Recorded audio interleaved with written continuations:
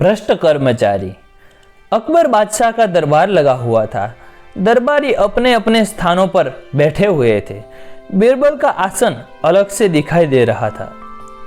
तभी दो सिपाही एक आदमी को लेकर हाजिर हुए। उनमें से एक ने बताया, जहां पना इस आदमी को रिश्वत लेते हुए पकड़ा गया है। अकबर ने पूछा, इस आदमी को किस काम पर लगाया था? जहां पना यह अनाज के गोदाम में काम करता है, सिपाही ने बताया। बादशाह अकबर ने उसे हवालात में बंद करने का आदेश दिया और बीरबल से बोले, बीरबल तुम्हारी क्या राय है? क्या इंसान को उसका पद भ्रष्टाचारी बना देता है? बीरबल ने निवेदन किया, जहां पना मैं ऐसा नहीं समझता। मेरा विचार है कि भ्रष्टाचारी इंसान चाहे किसी भी पद पर हो, वह रिश्वत लेने का रास्ता निकाल ही लेता है। तभी एक दरबारी ने खड़े होकर कहा, गुस्ताखी माफ हो जहांपना, मैं बीरबल की इस बात से सहमत नहीं हूँ। ऐसे सैकड़ों काम है जहांपना जिन्हें करते हुए रिश्वत लेना संभव नहीं है। बीरबल ने उस दरबारी से पूछा, पर एकाध नाम तो बताइए, वह कौन सा काम है? दरबारी बोला, जैसे जहांपना जिसे गिरफ्तार किया गया है उसे यमुना के किनारे बैठकर लहरें गिनने का काम सौंप दीजिए।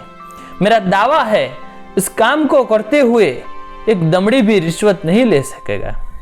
उस पर बीरबल ने कहा, जहांपना कोई भ्रष्ट कर्मचारी सुधर जाए तो अच्छा ही है, किंतु मुझे नहीं लगता यह तरकीब कुछ काम करेगी।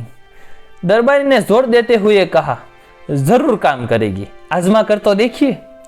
बादशाह अकबर ने पूरी बात ध्यान से सुनी और उस कर्मचारी को नए काम पर लगा दिया। यह कर्मचारी सुबह से शाम तक यमुना के किनारे पर बैठा रहता और यमुना में उठने वाली लहरों की गिनती करता रहता। धीरे धीरे एक सप्ताह बीत गया। एक दिन दरबारी ने बीरबल से पूछा, बीरबल 7 दिन हो गए हैं, अब तक उस आदमी के बारे में कोई शिकायत नहीं मिली। बीरबल ने धीरे से हाँ कहा और चुप हो गए, किंतु उन्हें विश्वास नहीं था कि वह आदमी सुधर गया होगा। उन्होंने बादशाह से निवेदन किया, जहां पना क्यों न वहां चलकर खुद देखा जाए। अकबर ने कहा, हाँ बीरबल, कल सुबह हम वहां खुद जाएंगे। दूसरे दिन बीरबल और बादशाह अकबर ने व्यापारी का वेश बनाया। उन्होंने एक नाव ली और यमुना के किनारे पर चल दिए। वह कर्मचारी यमुना के किनारे बैठकर अपने रजिस्टर में कुछ लिख रहा था।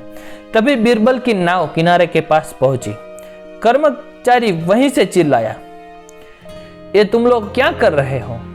व्यापारी बने हुए बीरबल ने कहा, भैया हम अपनी नाव चला रहे हैं, आपको कोई परेशानी हुई क्या? वह आदमी वहीं से चिल्लाया, क्या तुम्हें पता नहीं कि बादशाह सलामत ने मुझे यमुना की लहरों का हिसाब रखने के लिए नियुक्त किया है? तुमने मेरा सारा हिसाब गड़बड़ कर दिया है, तुम्हें उसकी सजा मिलेगी। बीरबल बोले, सचमुच हमसे भूल हो गई है, हम माफी मांगते हैं। कर्मचारी बोला, मैं इसे माफ नहीं कर सकता। हाँ, अगर तुम लोग 50 अशरफिया दो तो माफ कर सकता हूँ। यह तो बहुत ज्यादा है भैया, कुछ तो कम करो। बीरबल बोले, नहीं, उससे कम पर समझौता नहीं हो सकता, कर्मचारी बोला। तभी व्यापारी के कपड़े में बादशाह अकबर वहां आ गए। उन्होंने वहीं से कहा, नहीं, हम 50 की जगह 100 देंगे, लेकिन अशरफिया नहीं, कोड़े। कर्मचारी ने ध्यान से व्यापारी की तरफ देखा। अब उसे अपनी भूल का पता चला। वह बादशाह के पैरों में गिर पड़ा और बोला, माफ करे जहांपना, मैं आपको पहचान न सका। बादशाह ने बीरबल की ओर देखा और कहा, तुम ठीक कहते थे बीरबल, कोई भी काम हो, भ्रष्ट अफसर उसमें पैसा ऐंठने का मौका निकाल ही लेते हैं। जी जहांपना, आप ठीक कहते हैं, बीरबल ने धीरे से कहा और चुप हो गए।